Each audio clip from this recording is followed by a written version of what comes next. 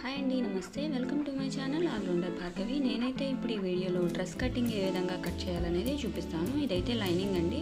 4 folds వేసుకొని folding మన వైపు ఉండేలాగా ఇలాగా అరేంజ్ చేసుకోవాలి.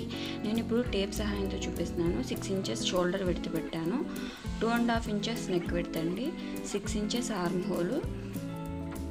మనం 36 బ్లౌజ్ స్టిచ్ చేసిన లూజ్ ఉండాలి కాబట్టి ఇక్కడ 38కి మార్క్ చేసుకోవాలి. చెస్ట్ లూజ్ అనేది. Back neck 6 inches, front neck 4 inches mark చేశాను. ఇప్పుడు స్కేల్తో ఈ విధంగా లైన్స్ డ్రా చేసేసి బ్యాక్ కానీ ఫ్రంట్ కానీ మన ఇష్టం వచ్చిన నెక్స్ డ్రా చేసుకోవచ్చు. నేను ఇక్కడ బ్యాక్ మేము రౌండ్ డ్రా చేస్తున్నాను, ఫ్రంట్ మన ఇష్టం. నేనైతే ఈ విధంగా నెక్ డ్రా చేస్తున్నాను అనమాట. స్టిచ్చింగ్ చేస్తే ఒక 1/2 ఇంచ్ కిందకి అనేది జరుగుతుంది అనమాట. సో ఈ విధంగా నెక్ డ్రా చేసేసినాక చెస్ట్ లూజు 9.5 ఇంచెస్ పెడుతున్నాను, అంటే 38 కొంచెం లూజ్ వస్తుంది అనమాట. 1.5 ఇంచ్ ఖర్చు మార్క్ చేస్తున్నాను. ఇప్పుడు ఇక్కడ షోల్డర్ దగ్గర నుంచి 14.5 ఇంచ్ వరకు వెస్ట్ లూజ్ పెట్టాలన్నమాట. ఇక్కడ 8.5 ఇంచెస్ మార్క్ చేస్తున్నాను. ఇక్కడ 14.5 దగ్గర నుంచి కిందకి ఒక 7 ఇంచెస్కి మార్క్ చేసుకోవాలన్నమాట. ఇక్కడ డౌన్ 7 ఇంచెస్ దగ్గర మార్క్ చేసుకొని ఇక్కడ హిప్ లూజ్ అనేది మనం మార్క్ చేసుకోవాలి. హిప్ లూజ్ వచ్చేసి నేను ఇక్కడ 11 ఇంచెస్ పెడుతున్నాను. అది మన బాడీ కొలతను బట్టి మనం ఇక్కడ అడ్జస్ట్ చేసుకోవాలండి. 10 పెట్టుకోవచ్చు, 11 పెట్టుకోవచ్చు. మీకు లూజ్ కావాలంటే సైడ్ ఓపెన్ కనబడకుండా ఉండాలంటే 11 ఇంచెస్ పెట్టుకోవాలి. ఇక్కడ మార్క్ చేసిన చోటల్లా 1.5 ఇంచెస్ ఖర్చు పెడుతున్నాను అనమాట. ఈ విధంగా స్కేల్ సహాయంతో ఇలా లైన్స్ డ్రా చేసేసుకోవాలి.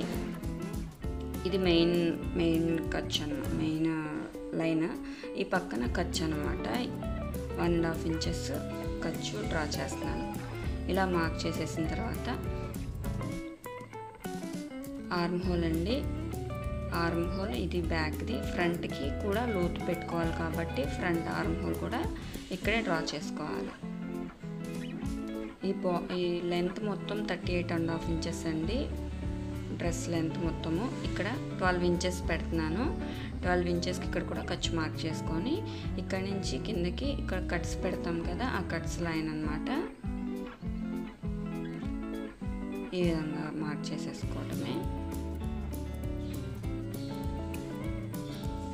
అంతేనండి.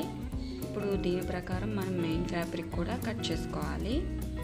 ఇప్పుడు దీన్ని ఫస్ట్ కటింగ్ చూద్దాం. కటింగ్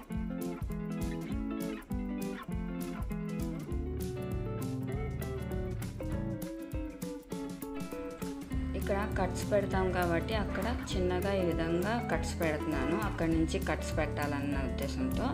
సో ఈ విధంగా ఖర్చు లైన్ మీద ఈ విధంగా కట్ చేసేసుకోవాలి. ఇక్కడ ఆర్మ్ హోల్ దగ్గర మట్టుకు ఫస్ట్ బ్యాక్ ఆర్మ్ హోల్ మొత్తం ఫస్ట్ పైన ఆర్మ్ హోల్ కట్ చేసేసుకోవాలి.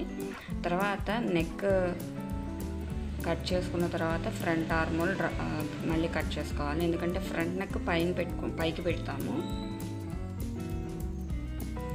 సో ఫస్ట్ ఈ ఫ్రంట్ నెక్ కట్ చేసేసిన తర్వాత ఇప్పుడు 2 పార్ట్స్ని ఓపెన్ చేసేసేయాలి. ఇక్కడ ఫోల్డింగ్ ఉంటే కట్ చేసేసి 2 పార్ట్స్ని డివైడ్ చేసేసి ఫ్రంట్ నెక్కేమో ఆర్మ్ హోల్ లోతు తీసుకోవాలి, బ్యాక్ నెక్ కట్ చేసుకోవాలి. ఫ్రంట్ పార్ట్కి ఆర్మ్ హోల్ కట్ చేయాలి, బ్యాక్ పార్ట్కి నెక్ కట్ చేయాలన్నమాట. ఇది ఇప్పుడు బ్యాక్ పార్ట్ నెక్ కట్ చేస్తున్నాను.